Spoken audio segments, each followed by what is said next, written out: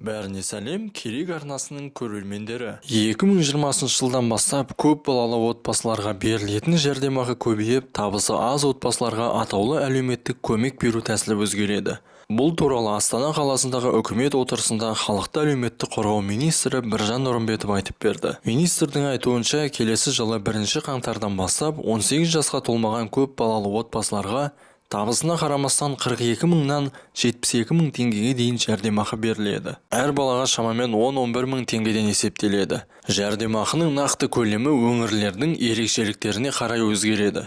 Бұл әлеуметтік көмекті алатын кейбір адамдар зәулім үйлерде тұрып, бірнеше автокөлік тізгендеп, үлкен көлемдегі жер учаскелеріне қожайын болып отырғандар да бар. Бұл жағдайларға учаске комиссиялары жауапты. Сондықтан заң жобасында тексерісті қайтадан қолға алуды министр ұсынды.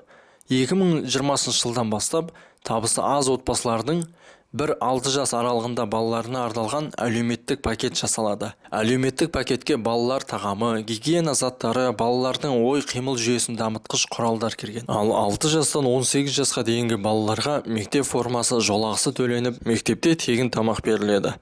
Табысы аз отбасылардың 18 жасқа дейінгі балаларына мемлекет кепіл берген тегін медициналық көмек көрсетіледі. Министрдің айтуынша, бұл әлеуметтік көмек қиын жағдайға тап болып, одан өзі шыға алмаған адамдарға берілу керек дейді. Атаулы бұл әлеуметтік көмекті 90 сайын тағайындап, сәйкесінше 3 айға шартты және шартсыз көмек белгілеуді ұсынамыз дейді. Биылғы 9 айда 412 мың отбасыға көмек көрсетіліп, 2.138 мың адамға атаулы әлеуметтік көмек берілген екен. Енді оның 73 мыңы атаулы әлеуметтік көмек алу үшін табысын жасырып келгені белгілі болған. 2020 жылы осындай өзгеріс болады деген министрдің айтқан сөзіне қандай пікір қалдырасыз? Комментарийге жаза кетіңіз. Сіздермен болған Керек арнасы, Керек арнасын көре жүріңіз.